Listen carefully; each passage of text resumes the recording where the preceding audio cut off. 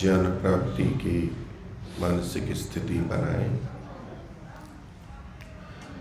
नेत्रों को कोमलता से बंद कर लीजिए। मन को बाहर के विचारों से हटाते हुए अंतर्मुखी कीजिए, अंदर की ओर।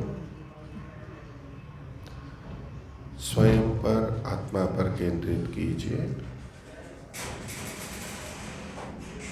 और अपने अंदर भी विराजमान परम पिता परमात्मा के साथ निकटता और आत्मीयता का भाव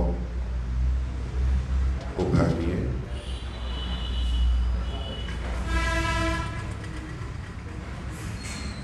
समस्त ज्ञान के प्रदाता, सर्वज्ञ परम गुरु परमात्मा से शुद्ध ज्ञान की प्राप्ति की कामना प्रार्थना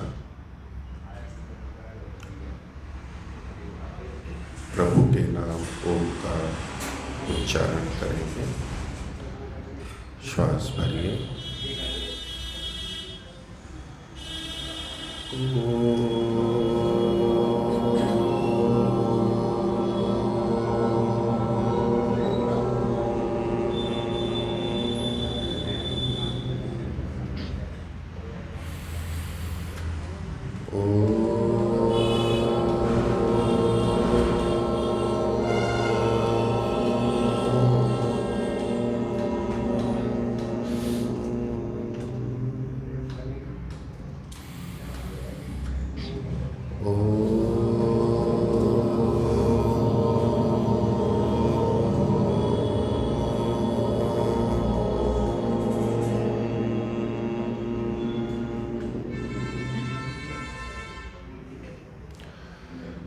ज्ञान स्वरूप परमात्मा के साथ अपनी निकटता आंतरिक रूप से बनाए रखते हुए नेत्रों को खोल लीजिए।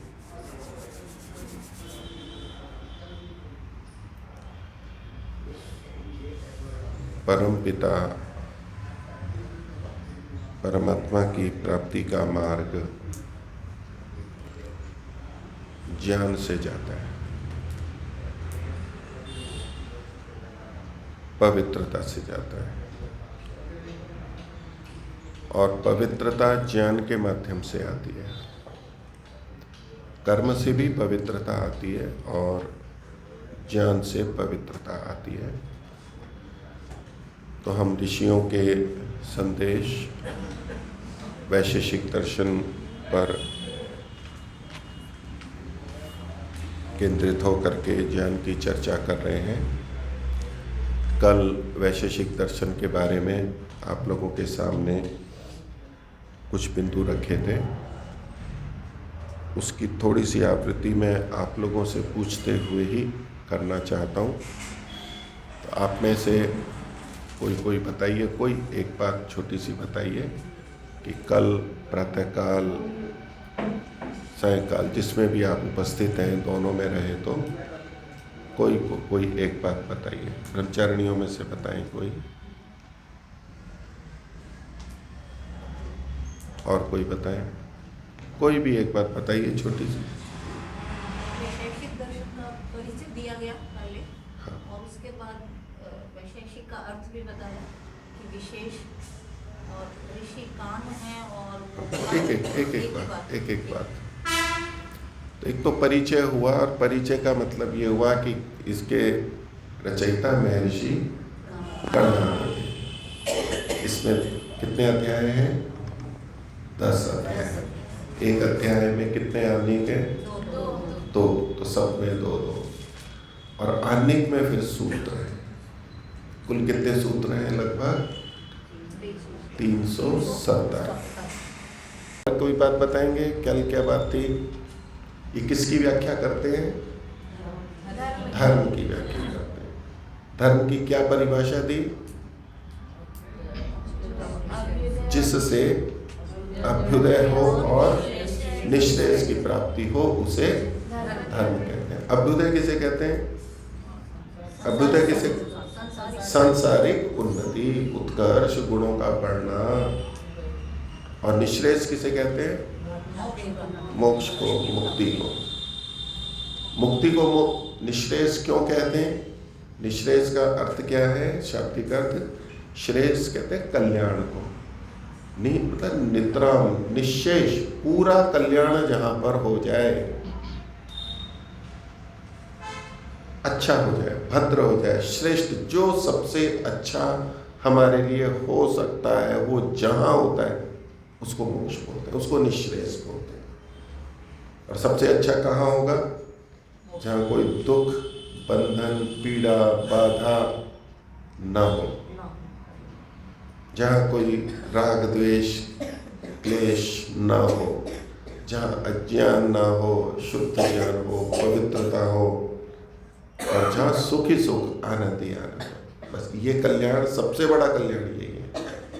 नहीं तो संसार में कहीं भी है, कितना भी सुख है वो अपूर्ण है, क्षणिक है, थोड़ा है, दुख से मिश्रित है, अज्ञान है, क्लेश है, बाधा है, परतंत्रता है, अवरोध है, इच्छा का विघात है, हम जैसा चाहते हैं वैसा नहीं होता।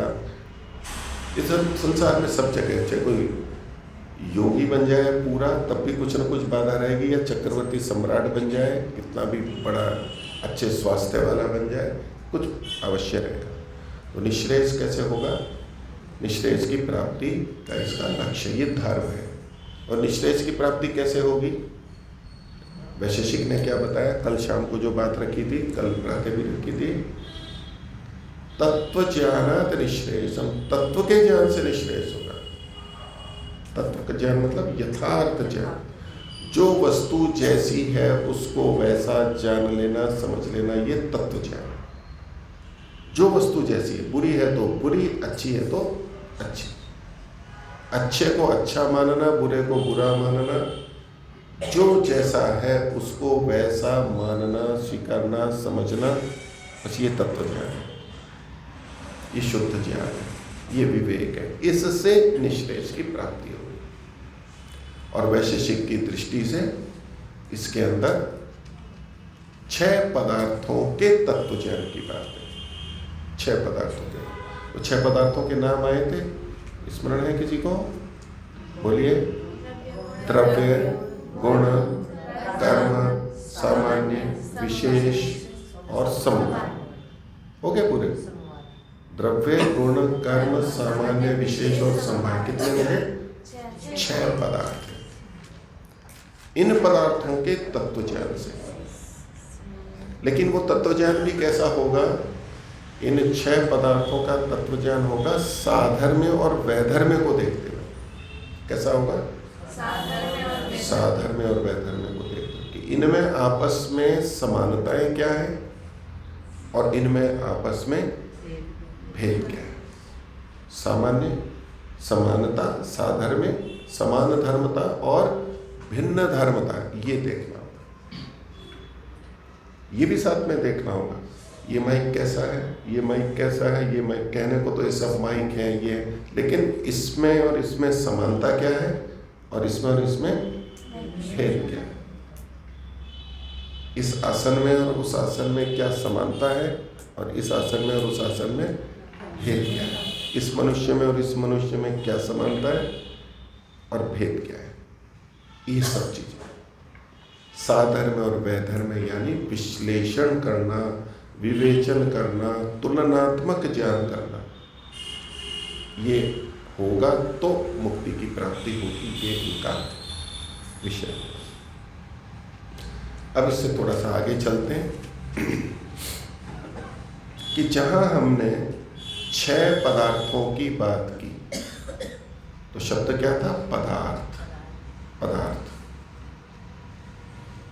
और उन 6 पदार्थों में सबसे पहला क्या था? द्रव्य। तो 2 शब्द आए हमारे सामने, पदार्थ और द्रव्य।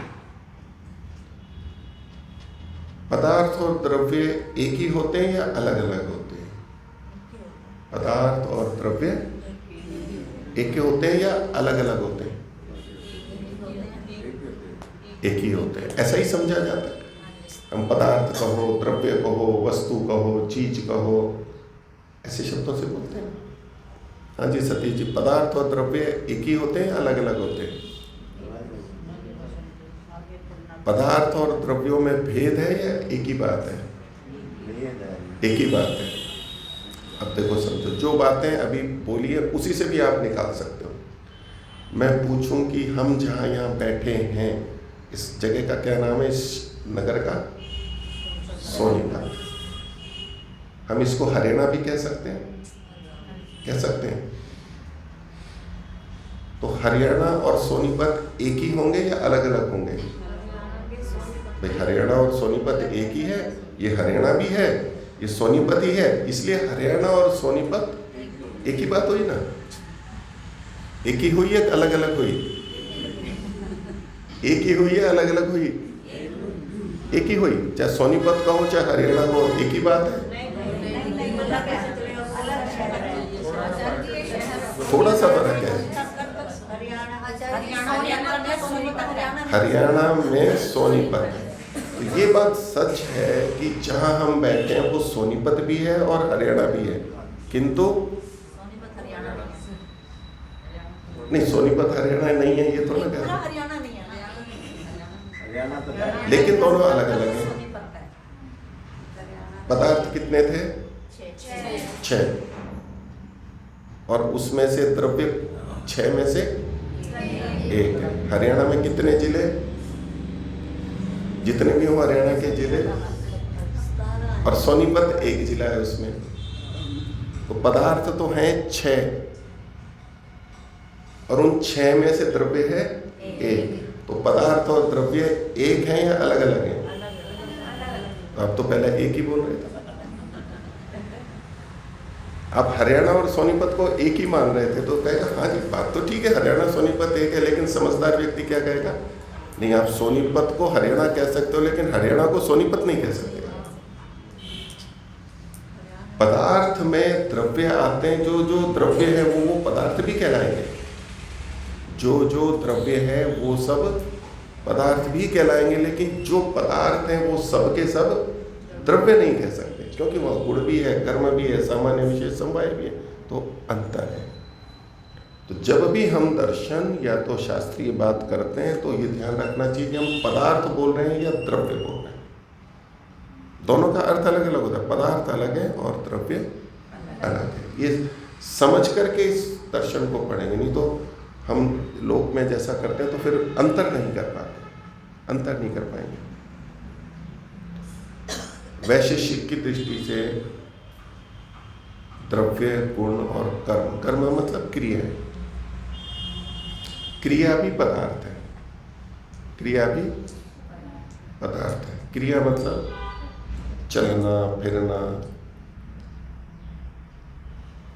अब आप किसी को कहो कि चलना फिरना भी पदार्थ है, बोले ये कोई पदार्थ है? चलना फिरना भी पदार्थ है क्या? लोग नहीं मानते, लोग में अलग प्रचलित है, लेकिन वैशेषिक की दृष्टि से कर्म यानी क्रिया भी एक पदार्थ है।